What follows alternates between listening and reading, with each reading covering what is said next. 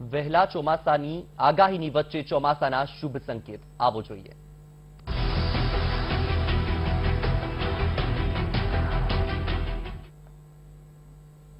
ગુજરાતમાં ચોમાસાના આગમનને લઈને હવામાન વિભાગની આગાહી 7 થી 12 જૂન દરમિયાન પ્રી મોન્સૂન ગતિવિધિઓ શરૂ થશે। તો આગામી 5 દિવસમાં ગુજરાતમાં ચોમાસાનું આગમન થશે। 13 થી 15 જૂન દરમિયાન ગુજરાતમાં ચોમાસાનું આગમન, દક્ષિણ ગુજરાત સૌરાષ્ટ્રમાં સૌપ્રથમ ચોમાસાનું આગમન થશે। કચ્છમાં મહિનાના અંત સુધી ચોમાસાની શરૂઆત થશે।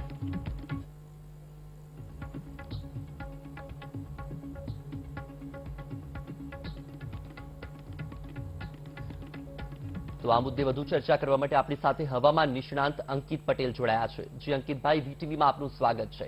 તો સામાન્ય રીતે કેરળમાં ચોમાસાની શરૂઆત થાય અને 15 થી 20 દિવસમાં ગુજરાતમાં વરસાદની શરૂઆત થઈ જાય છે। સામાન્ય રીતે કેરળમાં 1 જૂન આસપાસ ચોમાસું શરૂ થાય છે, ત્યારે આ વર્ષે 3 દિવસ વહેલું એટલે કે 29 મેના રોજ સત્તાવાર રીતે ચોમાસું શરૂ થઈ ગયું છે। તો ગુજરાતમાં ક્યારથી ચોમાસાની શરૂઆત થશે? હજુ કેટલી રાહ જોવી પડશે વરસાદની ગુજરાતવાસીઓએ? જી, ચોમાસાની જે પ્રગતિ છે એ હંમેશા તબક્કાવાર રીતે થતી હોય છે। એટલે કે પહેલા ભારતીય મહાસાગરમાં અંદમાન નિકોબાર, ત્યારબાદ શ્રીલંકા અને ત્યારબાદ લક્ષદ્વીપ ટાપુ અને કેરળ, અને ત્યારબાદ પશ્ચિમી કાંઠા પર આગળ વધતું હોય છે, જેમાં વિવિધ પરિબળો ભાગ ભજવતા હોય છે। અને આ પરિબળો કોઈક વાર ફેવરેબલ પણ હોય છે, કોઈક વાર થોડા દિવસ માટે અનફેવરેબલ પણ હોય છે। એટલે કે 4-5 દિવસ વચ્ચે સ્થગિત થઈને આગળ વધતું હોય છે, તે તેની નોર્મલ પ્રોસેસ હોય છે, એ પ્રમાણે આગળ વધતું હોય છે। હવે અત્યારની વાત કરું તો ચોમાસું કર્ણાટક કાંઠે રહેલ છે હાલમાં, અને આગામી દિવસોમાં જે શેર ઝોન કહેવાય, એક પૂર્વ પશ્ચિમના પવનો મળતા હોય એવું શેર ઝોન દક્ષિણ અરબ સાગર અને મધ્ય અરબ સાગરની આસપાસ રહેલો છે, જે આગામી દિવસોમાં ઉત્તરોત્તર ક્રમશઃ ઉત્તર તરફ ગતિ કરશે અને જે ચોમાસાની પ્રોગ્રેસ એટલે કે ચોમાસાની પ્રગતિને પશ્ચિમ કાંઠે આગળ વધારશે।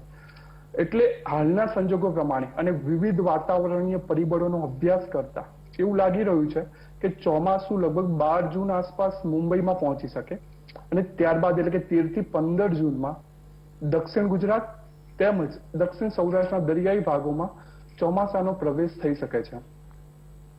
જી બિલકુલથી, તો સૌથી પહેલા ફેબ્રુઆરી મહિનામાં જે ખાનગી હવામાન સંસ્થા છે સ્કાયમેટ, તેણે પૂર્વાનુમાન લગાવ્યું હતું કે આ વર્ષે ચોમાસું સારું રહેશે, અને તેમણે એ પણ કહ્યું હતું કે આ પૂરા જે ચોમાસાની સિઝન છે તે દરમિયાન 96 થી 104% વરસાદ વરસશે। તો જે જૂનાગઢ કૃષિ યુનિવર્સિટી દ્વારા જે વર્ષા વિજ્ઞાન સેમિનારનું આયોજન કરવામાં આવે છે, તેમાં પણ વરસાદનો વર્તારો કાઢતા કહેવામાં આવ્યું છે કે જૂનના 3જા સપ્તાહમાં ચોમાસું શરૂ થઈ જશે, અને જુલાઈ મધ્ય અને સપ્ટેમ્બરમાં અતિવૃષ્ટિ, તો ઓક્ટોબરના અંત સુધીમાં ચોમાસું છે એ વિદાય લેશે।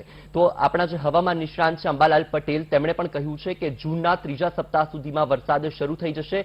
તો આ વર્ષે જૂનથી સપ્ટેમ્બરની વચ્ચે 99% વરસાદ વરસી જશે ચોમાસાનો જે છે। ફર્સ્ટ ઓફ ઓલ કે ચોમાસા માટે અથવા કોઈ પણ વેધર ફોરકાસ્ટિંગ કે હવામાનની આગાહી કરવા માટે 3 ભાગ પાડેલા છે: short range forecasting, medium range and long range. Long range એટલે મહિનાઓનું ફોરકાસ્ટ, જે તમે કહ્યું જૂનથી સપ્ટેમ્બરનું। જેમ જેમ વેધર ફોરકાસ્ટિંગમાં દિવસો લંબાતા જાય તેમ તેમ એની એક્યુરસી, સત્યતા, ચોક્કસતા ઘટતી જતી હોય છે। એટલે લોંગ રેન્જ ફોરકાસ્ટિંગ હંમેશા એટલું બધું એક્યુરેટ નથી હોતું જેટલું દર્શાવવામાં આવે છે, અને આપણે જોયેલું પણ છે કે લોંગ રેન્જ ફોરકાસ્ટિંગ વારંવાર ખોટું પડેલ છે। માટે આપણા માટે એ જરૂરી નથી કે કેટલા ટકા વરસાદ સમગ્ર ભારતમાં પડશે, પરંતુ તેનું ડિસ્ટ્રીબ્યુશન ઓફ ધ રેનફોલ કેવું રહેશે, એટલે કે દરેક વિસ્તારોમાં સરખી માત્રામાં વરસાદ પડશે કે કેમ।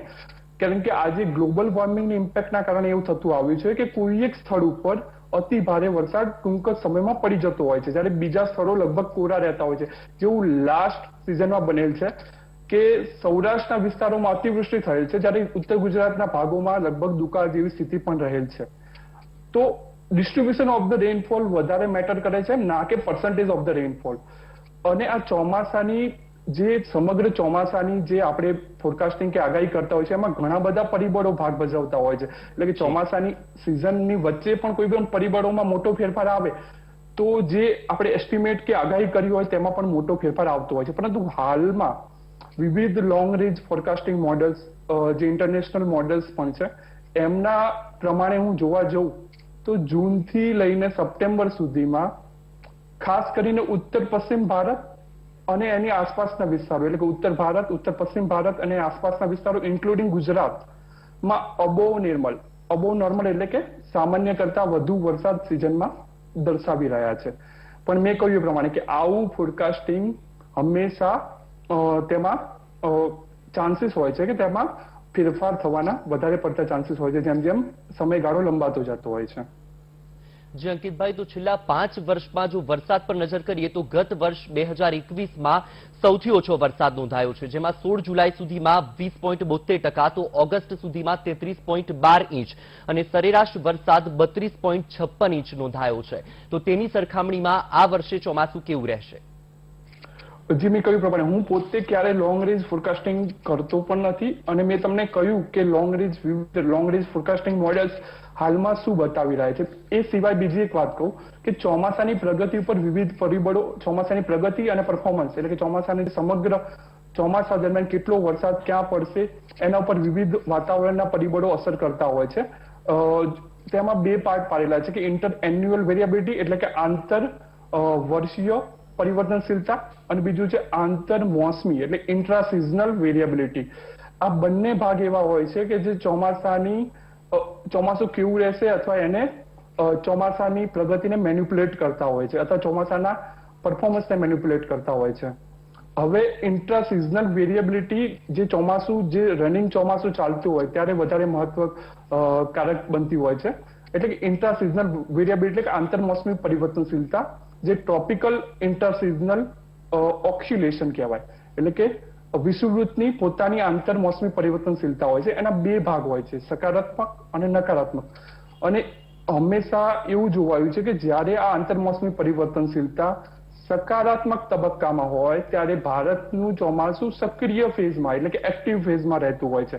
પરંતુ જ્યારે આ આંતરમોસમી પરિવર્તનશીલતા નકારાત્મક તબક્કામાં હોય ત્યારે ભારતીય ચોમાસામાં બ્રેક પડતો હોય છે. એટલે કે ચોમાસું ફૂટહિલ્સ ઓફ હિમાલય એટલે કે હિમાલયની તળેટી બાજુ સક્રિય થતું હોય છે, જ્યારે બીજા વિસ્તારોમાં જે ચોમાસાના મેઇન કો રિજન્સ છે તેમાં વરસાદમાં ઘટાડો થતો હોય છે.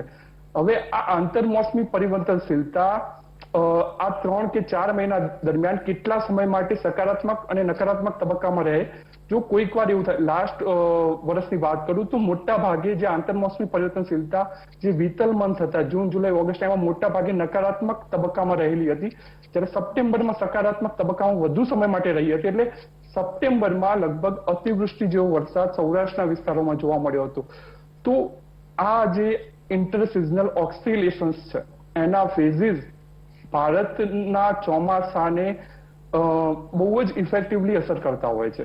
તો આપણે આગળ જોવું રહ્યું કે આ ઇન્ટરસિઝનલ ઓક્સિલેશન્સ ના જે મોડ્સ ઇન્ટ્રાસિઝનલ ઓક્સિલેશન છે આગળના દિવસોમાં કેવો રહે છે, તે સિવાય બીજા પેરામીટર્સ પણ કેવા રહે છે. બીજું એ કહું કે આઈઓડી એટલે કે ઇન્ડિયન ઓશિયન ડાયપોલ જે કહેવાય, જે આપણા ભારતીય મહાસાગરમાં પશ્ચિમ અને પૂર્વ મહાસાગર જે ભાગ છે એના વચ્ચે જે તાપમાનનો તફાવત હોય એના કારણે જે સર્જાતી ઘટના છે એટલે કે ઇન્ડિયન ઓશિયન ડાયપોલ એ હાલમાં નેગેટિવ છે અને આગામી સમયમાં પણ નેગેટિવ રહે તેવી સંભાવના છે. એના લીધે બની શકે કે આપણે લો પ્રેશર વધુ સર્જાઈ શકે બંગાળાની ખાડીમાં. પણ અત્યારથી કહેવું મુશ્કેલ છે કે કયા વિસ્તારમાં કેવું ચોમાસું રહેશે ગુજરાતમાં. હાલમાં એવું કહી શકાય નહીં. જી બિલકુલથી, તો ચોમાસામાં થતો વરસાદ તેમાંનો પૈકી 70% વરસાદ નૈઋત્યના ચોમાસામાં થાય છે. તો આ વર્ષે પણ આગાહી કરવામાં આવી છે કે આ વર્ષે ચોમાસું નૈઋત્યનું રહેશે. જી સોરી, પણ ચોમાસું હંમેશા બે ચોમાસા હોય છે. આપણે એક દક્ષિણ પશ્ચિમનું ચોમાસું અને પછી પાછા વળતા પવનોની સિઝન એટલે ઉત્તર પૂર્વનું ચોમાસું, જે આપણા ગુજરાતના વિસ્તારો કે મધ્ય ભારત કે એ વિસ્તારોને અફેક્ટ નથી કરતું, પણ પૂર્વ ભારતના જેમ કે ઓડિશા છે, આંધ્રપ્રદેશ છે, તમિલનાડુ છે, એમના માટે ચોમાસાની મહત્વની સિઝન કહેવાય છે ઉત્તર પૂર્વ. પણ આપણે તો હંમેશા ગુજરાતની વાત કરું તો દક્ષિણ પશ્ચિમ ચોમાસામાં જ મોટા ભાગનો વરસાદ પડતો હોય છે. પરંતુ શિયાળામાં જે વેસ્ટર્ન ડિસ્ટર્બન્સ આવતા હોય છે એના કારણે આપણે કમોસમી વરસાદ ક્યાંક ક્યાંક પડતો હોય છે, પણ મોટા ભાગે વરસાદ આપણે દક્ષિણ પશ્ચિમ ચોમાસામાંથી મળતો હોય છે. જી બિલકુલથી, તો અંકિતભાઈ, ખેડૂતોનું જે જીવન નિર્વાહ છે તે ખેતી આધારિત છે અને ખેતી માટે વરસાદ જીવાદોરી સમાન છે. તો આ વર્ષેનું જે ચોમાસું છે, જે વરસાદ છે, એનાથી ખેડૂતોને કેટલો લાભ થશે? જી, હું ખેડૂતોને એક સલાહ આપવા માંગીશ કે હંમેશા વાવણી કે તમારું જે ખેતીનું જે પ્લાનિંગ છે, હંમેશા એ આધારિત કરો કે ચોમાસામાં ખાસ કરીને અત્યારે આટલા 15 દિવસ માટે ચોમાસામાં કેવો ફેઝ ચાલી રહ્યો છે, અને અમુક વાર એવું થતું હોય છે કે ચોમાસામાં એક્ટિવ ફેઝ લગભગ અઠવાડિયું 10 દિવસ જ ચાલતો હોય છે, અને ત્યારબાદ એક નાનો એવો બ્રેક ફેઝ અથવા એક સ્ટોપ આવી જતું હોય છે. અમુક વાર એક બ્રેક ફેઝ ડિપેન્ડ કરે છે કે કઈ રીતની ઇન્ટરસિઝનલ ઓક્સિલેશન કે બીજા પરિબળો અસરકારક હોય છે, એ પ્રમાણે બ્રેક અને એક્ટિવ ફેઝ બંને લંબાઈ શકે છે. નોર્મલ સમયગાળો 8-10 દિવસ અથવા 15 દિવસનો હોઈ શકે છે. તો આ ફેઝ દરમિયાન એમને એ રીતનું પ્લાનિંગ કરવું જોઈએ કે આગામી દિવસોમાં જો સૂકું રહેવાનું હોય તો એમને પાણી ટાઈમસર આપવું જોઈએ, અને જો વરસાદ ભારે થવાનો હોય તો પછી એ રીતે એમનું પ્લાનિંગ કરવું જોઈએ. જે બિલકુલથી સાથે એક સવાલ એ પણ પૂછીશ કે સામાન્ય રીતે ગુજરાતની જે જનતા છે તેના માટે નવરાત્રીનો ઉત્સાહ અનેરો હોય છે, અને તેમના માટે ગરબાને લઈને એક અનેરો ઉત્સાહ જોવા મળે છે. તો આ વર્ષે નવરાત્રીમાં કેવો માહોલ રહેશે? જી, મેં તમને આગળ પણ મેં ચર્ચા કરી અને અત્યારે પણ ફરીથી કહું છું કે લોંગ રેન્જ ફોરકાસ્ટિંગ માટે કંઈ પણ અત્યારથી કહેવું ધેટ્સ વેરી ડિફિકલ્ટ, કારણ કે હું હંમેશા એક્યુરેસીમાં માનું છું, ચોક્કસતામાં માનું છું, અને હંમેશા લાંબા ગાળાની આગાહી એટલે એમ ખાલી એમને હૈયા ધારણા આપવા માટે એમ ના કહી શકું કે તમારી નવરાત્રી સારી રહેશે. ડિપેન્ડ કરે છે કે ચોમાસું જે પાછું ઉડવાની એટલે કે ચોમાસું વિદાય લેવાની પ્રક્રિયા ક્યારથી સ્ટાર્ટ થાય છે, અને નવરાત્રીના સમયગાળા સાથે એ કેવી રીતે મેચ કરે છે કે પહેલા પતી જાય છે, એ જોવું રહ્યું. જે બિલકુલથી તો સામાન્ય રીતે ગુજરાતના જે ડાંગ છે, નવસારી, વલસાડ જિલ્લામાં સામાન્ય રીતે વધારે વરસાદ થતો હોય છે, ત્યારે કચ્છ છે, સૌરાષ્ટ્રમાં ઓછો વરસાદ થતો હોય છે. તો આ વર્ષે આ જિલ્લાઓમાં કેવી રહેશે વરસાદની સ્થિતિ? જી, આપણું ગુજરાત છે એ દરેકે જીઓગ્રાફિકલ એટલે ભૌગોલિક સ્થિતિ પ્રમાણે, જેમાં દરેક ભૌગોલિક સ્થિતિ પ્રમાણે અલગ અલગ વિસ્તારોમાં અલગ અલગ વરસાદ પડતો હોય છે. સૌથી વધારે વરસાદ દક્ષિણ ગુજરાતના ભાગોમાં પડતો હોય છે, કારણ કે તે અરેબિયન સી પાસે એટલે કે આપણા અરબ સાગર પાસે એટલે કે કોસ્ટલ એરિયાઝ છે, અને જેમ જેમ આપણે ઉપર જઈએ તેમ તેમ આપણે ઉત્તર પશ્ચિમ ભાગોમાં કચ્છનું રણ આવેલું છે. એટલે આપણું જે ગુજરાતનું ભૌગોલિક બંધારણ છે એ ઘણું જટિલ છે. એના કારણે આપણે અલગ અલગ ફેઝમાં વરસાદની માત્રા અલગ અલગ હોય છે. જેમ કે કચ્છમાં સૌથી ઓછી હોય છે, જ્યારે પછી મધ્ય ગુજરાતમાં તેનાથી વધારે હોય છે, અને દક્ષિણમાં સૌથી વધારે હોય છે. તો હંમેશા ચોમાસામાં રેનફોલનું ડિસ્ટ્રીબ્યુશન પણ આ રીતનું હોય છે.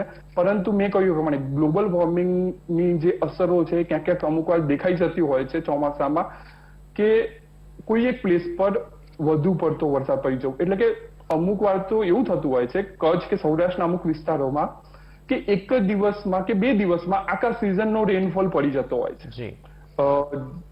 એટલે ધેટ્સ વેરી એક્સ્ટ્રીમ રેનફોલ. આના માટે આવા ઇવેન્ટો આગામી દિવસો અત્યારે પણ વધી રહ્યા છે, અને આગામી દિવસોમાં પણ વધશે. તો આ રીતનું જે ઇફેક્ટ છે, જે એક જગ્યાએ વધુ પડતો વરસાદ પડી જવો જ્યારે બીજી જગ્યાએ એકદમ કોરું રહેવું, આવી સ્થિતિઓ સર્જાઈ રહી છે. જો કે તેમના નોર્મલ રેનફોલમાં કંઈ ખાસ મોટો ફેરફાર જોવા મળશે નહીં.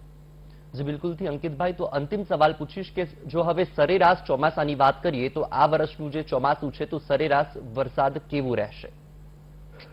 જી, અત્યારે હું કહું એ પ્રમાણે કે લોંગ રેન્જ ફોરકાસ્ટિંગ મોડેલ્સ પ્રમાણે અત્યારે ગુજરાતમાં ચોમાસું સામાન્ય કરતા પણ વધારે સારું બતાવી રહ્યું છે. હવે જોવું રહ્યું કે આગામી દિવસોમાં વિવિધ પરિબળો કેવી રીતે કામ કરે છે, કે તેમાં કેવા ફેરફાર આવે છે. જો વેધર ફોરકાસ્ટિંગ મોડેલ્સ કે છે એમાંથી 90% પણ સાચું પડ્યું તો ગુજરાતમાં ચોમાસું સામાન્ય કરતા સારું રહે તેવું લાગે છે. જી બિલકુલ અંકિતભાઈ, તો આપે ખૂબ જ રસપ્રદ માહિતી જણાવી. વીટીવી સાથે જોડાવા બદલ આપનો આભાર.